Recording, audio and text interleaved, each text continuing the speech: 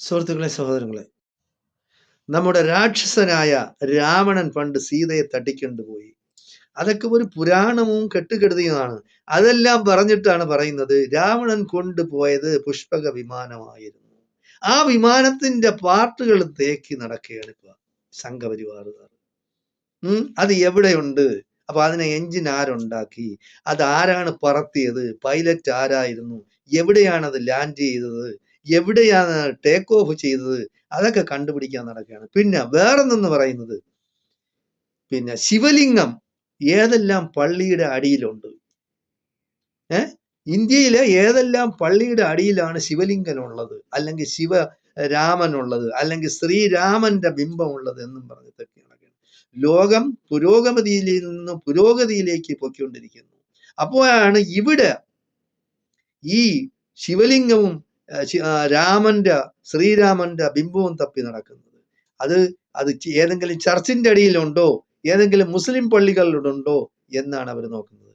എനിക്ക് പറയാനുള്ളത്, നിങ്ങൾ ക്ഷേത്രങ്ങൾ പൊളിച്ചു നോക്കണം. ക്ഷേത്രങ്ങൾ പൊളിച്ചു നോക്കുമ്പോഴത്തേക്ക് നിങ്ങൾക്ക് കാണാം ബുദ്ധന്റെ പ്രതിമ അവിടെ കാണും.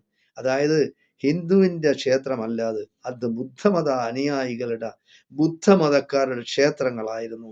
അതെല്ലാം ഇടിച്ചു പൊളിച്ചാണ് ക്ഷേത്രങ്ങൾ. എന്തായിരിക്കും അതിൽ നമുക്ക് വിഷയമല്ല. അത് നിങ്ങൾ ഏത് പൊളിക്കാതിരിക്കുക. പക്ഷേ മറ്റുള്ള സമുദായങ്ങളുടെ ആരാധനാലയങ്ങൾ പൊളിച്ച് അത് അവിടെ പിന്നെ പണ്ട് ബിംബം ഉണ്ടായിരുന്നു, അല്ലെങ്കിൽ ശിവലിംഗം ഉണ്ടായിരുന്നു എന്നുള്ള ആ വ്യാജ പ്രചരണം നിർത്തണം. നിങ്ങൾ ആദ്യം ചെയ്യേണ്ടത് നമ്മുടെ രാജ്യത്തിന്റെ പുരോഗതിക്ക് വേണ്ടി എന്ത് ചെയ്യാനൊക്കെ. ഇവിടെ തൊഴിലില്ലാതെ നടക്കുന്ന അഭ്യസ്തവിദ്യരായ ജനങ്ങൾക്ക് വേണ്ടി, യുവാക്കൾക്ക് വേണ്ടി, തലമുറയ്ക്ക് വേണ്ടി നമുക്ക് എന്ത് ചെയ്യാനൊക്കും എന്നാണ് നമ്മൾ ചിന്തിക്കേണ്ടത്.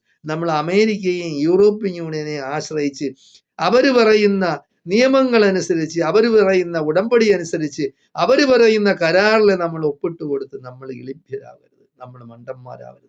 മോഡിക്ക് സ്വന്തമായിട്ട് സംസാരിക്കാനുള്ള കഴിവില്ലാത്ത വ്യക്തിയാണ്. സ്വന്തമായിട്ട് കഴിവില്ല.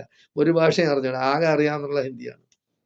പണ്ട് താലിബാൻ എന്ന് പറയുന്നത് ശത്രുവായിരുന്നു. ഇപ്പൊ താലിബാൻ അവരുടെ മിത്രമാണ്. താലിബാനും RSSും ഒക്കെ ഒരേ അമ്മ പെറ്റ സഹോദരങ്ങളാണ്.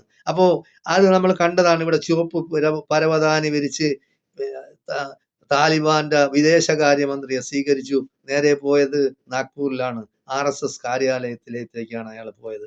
അപ്പൊ ഇങ്ങനെ ട്രംപ് പറയുമ്പോഴും പിന്നെ മോഡി പറയുമ്പോഴും നമ്മൾ കേട്ട് ജീവിക്കാൻ നമ്മൾ ഇപ്പോഴും അടിമത്തത്തിലാണ് കഴിയുന്നത്. നമ്മളത് മനസ്സിലാക്കണം. നമ്മൾ ഇന്ത്യക്കാരാണ്, പ്രത്യേകിച്ച് നമ്മൾ കേരളീയരാണ്. കേരളത്തിൽ എന്തെല്ലാം വിപ്ലവം, എന്തെല്ലാം രീതിയിൽ കലാപം ഉണ്ടാക്കാൻ ഒക്കും എന്നുള്ളത് അവർ മൈക്രോസ്കോപ്പ് വെച്ച് പരിശോധിച്ചുകൊണ്ടിരിക്കുകയാണ്. അവർ അതിനുള്ള പരീക്ഷണങ്ങളാണ് ഇപ്പോൾ പരീക്ഷണശാലകളിൽ നടത്തിക്കൊണ്ടിരിക്കുന്നത്. നമ്മളത് കണ്ടില്ല കേട്ടില്ല എന്ന് നടിക്കരുത്. അതിന്റെ ഏറ്റവും വലിയ ഉദാഹരണമാണ് അവസാനമായിട്ട് മലപ്പുറത്ത് നടന്ന, തിരുനാവായിൽ നടന്ന കുംഭമഹാമേള. അപ്പൊ ഇങ്ങനെ ഒരു മഹാമേളയൊന്നും കേരളത്തിൽ ഇന്ന് വരെ നടന്നിട്ടില്ല. കേരളത്തിൽ എന്ന് പറഞ്ഞാൽ ക്ഷേത്രങ്ങളുണ്ട്, ആൽത്തറകളുണ്ടായിരുന്നു. അവിടെയെല്ലാം ആരാധനാലയങ്ങൾ ഹിന്ദുക്കൾ ആരാധിക്കുമായിരുന്നു. ഇത് പുതിയതാണ്. അതായത് കോണകം എന്ന് പറയുന്നത് ഇന്നത്തെ തലമുറയ്ക്ക് അറിഞ്ഞുകൂടായിരുന്നു. എൻ്റെ തലമുറയ്ക്കൊക്കെ ഞാൻ ജീവിച്ചിരുന്നപ്പോഴൊക്കെ കണ്ടിട്ടുണ്ട് വയസ്സായ ആളുകൾ കോണകം മാത്രം ചുറ്റി അങ്ങനെ നടക്കുന്നത്. ആ കാലമെല്ലാം കഴിഞ്ഞു. നമ്മൾ ഇനിയും ആ കാലത്തിലേക്ക് തിരിച്ചു പോകരുത്. കോണകവും ചുറ്റി അവരുടെ നഗ്നതയൊക്കെ വെളിവാക്കി കാണിച്ചു നടക്കുന്ന ഇത്രയും വൃത്തികെട്ട ഒരു സമ്പ്രദായം അത് വടക്കേ ഇന്ത്യയിൽ മാത്രം മതി. കേരളത്തിൽ വേണ്ട എന്ന് പറയാനുള്ള തൻ്റെ ഇടം ഇവിടെയുള്ള മതേതരവാദികളായ ഹിന്ദുക്കളും മുസ്ലിങ്ങളും ക്രിസ്ത്യാനികളും എല്ലാം ഒറ്റക്കെട്ടായിട്ട് പറയണം. കാരണം ഇതൊന്നും നമുക്ക് ഭൂഷണമല്ല. അത് വടക്കേ ഇന്ത്യൻ ഗോസ്വാമിമാര് അവർ ചാണകം തിന്നും, അവരിതിന്റെ മൂത്രം കുടിക്കും, നല്ല സാരി അതും ഇതൊക്കെ കൊടുത്തുകൊണ്ട് വന്നിട്ട് പശുവിന്റെ ബാക്കിൽ പോയി കൈ കാണിച്ചു കൊടുക്കുകയാണ്. ആ മൂത്രം എടുത്ത് കുടിച്ചിട്ട് തലയിൽ കൂടെ തടവുകയാണ്. അപ്പൊ എന്തുമാത്രം നാറ്റമാണ്. മനുഷ്യന്റെ മൂത്രമായിരുന്നാലും ശരി, മൃഗത്തിന്റെ മൂത്രമായിരുന്നാലും ശരി, അതെല്ലാം വിസർജ്യ വസ്തുക്കളാണ്. അത് തിന്നുകയും കുടിക്കുകയും ചെയ്യുക എന്ന് പറഞ്ഞാൽ നമ്മൾ കണ്ടതാണ്. വേറൊരു പാസ്റ്റർ നിർബന്ധിച്ച് കൈ പിടിച്ച് കെട്ടിയിട്ട് അയാളെ കൊണ്ടും ഈ ചാണകം തീറ്റിക്കുന്നത്. അപ്പൊ ഇതിനപ്പുറവും നടക്കും. അപ്പോ തിരുനാവായ എന്ന് പറയുന്നത് ഭാരതപ്പുഴ ഒഴുകുന്നു. ഭാരതപ്പുഴ ഇനി ഇപ്പൊ അവര് പറയാണ്, സംഘപരിവാർ RSS ശക്തികൾ പറയാണ്, ഇത് ഞങ്ങളുടെ അമ്മയാണ്, ഇവിടെ മറ്റുള്ള സമുദായക്കാർ ഇനി ഒന്നും ചെയ്യാൻ പാടില്ല. അപ്പൊ അത് മനഃപൂർവ്വമായിട്ട് നമ്മൾ മനസ്സിലാക്കണം. ഇവിടെയുള്ള മതേതരവാദികളും ഹിന്ദുക്കളും, മതേതരവാദികളായ ഹിന്ദുക്കളും ക്രിസ്ത്യാനികളും മുസ്ലിങ്ങളും മനസ്സിലാക്കണം. അതായത് ആർക്കും പതിച്ചു കൊടുത്തിട്ടില്ല. അതെന്ന് പറയുന്ന കേരളത്തിന്റെ പൊതുസ്വത്താണ് ഭാരതപ്പുഴ എന്ന് പറയുന്നത്. അവിടെ ഇനിയിപ്പോ അവരില്ലാത്ത കോലാഹലങ്ങൾ ഓരോ വർഷവും ഇനി ഉണ്ടാകും. കുംഭമേള 260 വർഷങ്ങൾക്ക് ശേഷം 150 വർഷങ്ങൾക്ക് ശേഷമൊക്കെയാണ് നടത്തിയെന്ന് പറയുന്നത്. അപ്പൊ ഇതൊന്നും ഇവിടെ സംഭവിക്കാത്ത കാര്യങ്ങളാണ്. ഇത് വേറൊന്നുമല്ല. അവിടെ ഒരു സന്യാസി എന്ന് പറയുന്ന ഒരു ഗുണ്ട, ഈ സന്യാസി എന്ന് പറഞ്ഞാലും സ്വാമി എന്ന് പറഞ്ഞാലും മഹർഷി എന്ന് പറഞ്ഞാലും അവര് ഈ ലോകത്തിലുള്ള സുഖ സൗകര്യങ്ങളെല്ലാം ത്യജിച്ച് ഒരു പ്രത്യേകമായ ഒരു വിഭാഗം ആൾക്കാരാണ്. നിങ്ങൾ കാണും. ഞാൻ ആ വീഡിയോ ഇപ്പൊ കാണിച്ചു തരാം. 2047 ആകുമ്പോൾ ഭാരതത്തെ ഇസ്ലാമിക രാഷ്ട്രമാക്കി പ്രഖ്യാപിക്കുമെന്നുള്ള പ്രഖ്യാപനം നടക്കുന്നു. ഞാനല്ല ഇത് പറയുന്നത്. ഇതൊക്കെ പറഞ്ഞ് മുമ്പോട്ട് പോകുമ്പോൾ പൊട്ടന്മാരാണോ ഇവിടുത്തെ ഹിന്ദുക്കൾ? പൊട്ടന്മാരാണോ? ബുദ്ധിയില്ലെന്നാണോ ഇവരൊക്കെ വിചാരിക്കുന്നത്? ഈ കോടതിയൊക്കെ പോകും. ഇവിടെ വരാൻ പോകുന്നത് ശരീഅത്ത് കോടതിയാണെന്ന് അവർ പറയുന്നു. അത് വേണമോ വേണ്ടയോ എന്ന് നിങ്ങൾ തീരുമാനിക്കൂ. ഇവിടെ വരാൻ പോകുന്നത് മതാധിഷ്ഠിത രാഷ്ട്രമാണെന്ന് അവർ പറയുന്നു. ഞാനല്ല. വേണമോ വേണ്ടയോ, അതിന് അവസരം കൊടുക്കണമോ വേണ്ടയോ എന്ന് നിങ്ങൾ തീരുമാനിക്കൂ. ഉണർന്ന് പ്രവർത്തിക്കൂ, ചിന്തിക്കൂ. നാളത്തെ നമ്മുടെ ഭാവി ബംഗ്ലാദേശിലുള്ള ഹിന്ദുവിന്റെ ഭാവി ആകരുത്. പാകിസ്ഥാനുള്ള ഹിന്ദുവിന്റെ അവസ്ഥ ഈ കേരളത്തിൽ ഉണ്ടാകരുത്.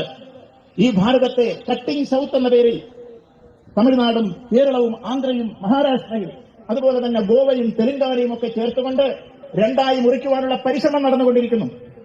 2047 ആകുമ്പോൾ ഭാരതത്തെ ഇസ്ലാമിക രാഷ്ട്രമാക്കി പ്രഖ്യാപിക്കുമെന്നുള്ള പ്രഖ്യാപനം നടക്കുന്നു. ഞാനല്ല ഇത് പറയുന്നത്.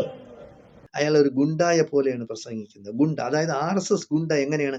അയാളുടെ ഇളയിൽ തപ്പി നോക്കിയാൽ ഇനി അറിയാൻ കഴിയും അയാളെ കഠാരയുണ്ടാ, ഇനി ബോംബുണ്ടാന്ന്. കാരണം ഇവർ എന്ത് ചെറ്റത്തരവും കാണിക്കും.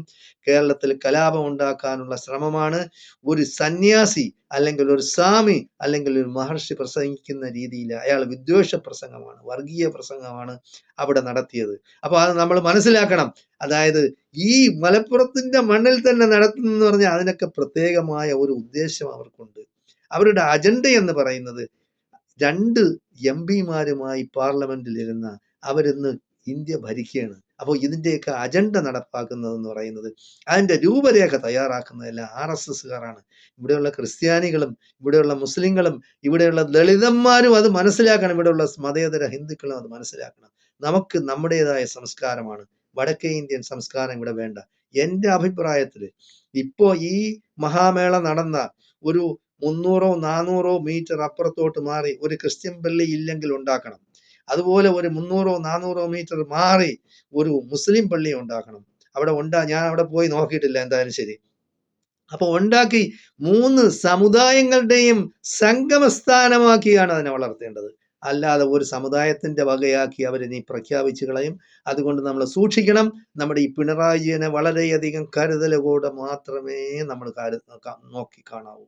കാരണം ഇവിടെ ഇതെല്ലാം ശരിയാക്കി കൊടുക്കുന്നത് ഈ പിണറായി വിജയൻ എന്ന് പറയുന്ന നമ്മുടെ അവസാനത്തെ മാർക്സിസ്റ്റ് മുഖ്യമന്ത്രിയാണ്. കാരണം മാർക്സിസ്റ്റ് പാർട്ടി നശിക്കാനുള്ള എല്ലാ അവസരങ്ങളും ഉണ്ടാക്കി വെച്ചിരിക്കുകയാണ്. മാർക്സിസ്റ്റ് പാർട്ടി നശിച്ചു കാണാൻ ജനാധിപത്യ മതേതര വിശ്വാസികൾ ആഗ്രഹിക്കുന്നില്ല. മാർക്സിസ്റ്റ് പാർട്ടി ഇവിടെ വേണം. ഇല്ലെങ്കിൽ ഇവിടെ വളരുന്നത് ഇവിടെയുള്ള ഫാസിസ്റ്റ് പ്രതിലോമകാരികളായ ഈ RSS BJP-കാരായിരിക്കും. അതിവിടെ ഉണ്ടാകാൻ പാടില്ല. അവരിവിടെ ഇതുവരെ നിയമസഭയിൽ പണ്ടം കണ്ട ഒരെണ്ണം കിട്ടി, അവർക്കൊരു സീറ്റ് നിയമസഭയിൽ 140 സീറ്റിൽ ഒരെണ്ണം കിട്ടി. അത് കഴിഞ്ഞ ഇലക്ഷനോടുകൂടി പോയി. പിന്നെ പാർലമെന്റിലത്തേക്ക് അവർക്ക് സീറ്റ് ഇല്ലായിരുന്നു. അത് കുറെ കള്ളന്മാരായ അച്ചായന്മാരും കുറെ എന്താ പറയുക പാമ്പ്ലാനിയെ പോലുള്ള തെമ്മാടി അച്ഛന്മാരും ചേർന്നാണ് ആ സുരേഷ് ഗോപിക്ക് അവിടെ സീറ്റ് ഒപ്പിച്ചു കൊടുത്തത്. അത് മാത്രമല്ല, അവർ ഒരുപാട് വോട്ടിൽ തിരിമറി, വോട്ടേഴ്സ് ലിസ്റ്റിൽ തിരിമറി നടത്തിയാണ് 1,45,000 വരെ പുതുതായിട്ട് അവിടെ കയറ്റി. അപ്പൊ അങ്ങനെയൊക്കെ കൃത്രിമം കാണിച്ചാണ് അവിടെ സീറ്റ് കിട്ടിച്ചത്. ഇനി അങ്ങനെ ഒരു സംഭവം കേരളത്തിൽ ഉണ്ടാവരുത്. കേരളത്തിൽ ഉണ്ടായിക്കഴിഞ്ഞാൽ നമ്മൾ പറയുന്ന മഹത്വവും നമ്മൾ പറയുന്ന മേന്മയും നമുക്കുള്ള സംസ്കാരവും നമ്മൾക്കുള്ള വിദ്യാഭ്യാസവും എല്ലാം നഷ്ടപ്പെടും. നമുക്കൊരു പേരും പെരുമയും ലോകത്തിന്റെ മുന്നിലുണ്ട്. അതെല്ലാം ഇല്ലാതാക്കാനുള്ള ഒരു അജണ്ടയുമായിട്ടാണ് ഈ സംഘപരിവാർ ശക്തികൾ വന്നിരിക്കുന്നത്. അത് നമ്മൾ മനസ്സിലാക്കി പ്രവർത്തിക്കണമെന്നും നമ്മൾ യാതൊരു കാരണവശാലും കമ്മ്യൂണിസം ഇവിടെ ഇല്ലാതാകരുത്. കമ്മ്യൂണിസം ഇവിടെ വേണം. അതിന് ഈ പിണറായി പോലെയുള്ള പിന്തിരിപ്പന്മാരായ, അതായത് അവരെല്ലാം ഇന്ന് ധനാഢ്യന്മാരാണ്. അവർക്ക് പാവപ്പെട്ടവനെ പറ്റി ചിന്തിക്കാനാ, പാവപ്പെട്ടവനെ പറ്റി സംസാരിക്കാനാ, അതായത് നാട്ടില് സ്വന്തം ജീവൻ ബലിയർപ്പിച്ച് അവരുടെ ചുമന്ന കൊടി, ചെങ്കൊടി ഉയർത്തിപ്പിടിച്ച ചരിത്രമുള്ള ആ കമ്മ്യൂണിസ്റ്റ് പാർട്ടിയെ ഇല്ലാതാക്കാൻ ശ്രമിക്കുന്നതാണ്, ആ സഖാക്കളെ ഇല്ലാതാക്കാൻ ശ്രമിക്കുന്നതാണ് നമ്മുടെ പിണറായി വിജയൻ.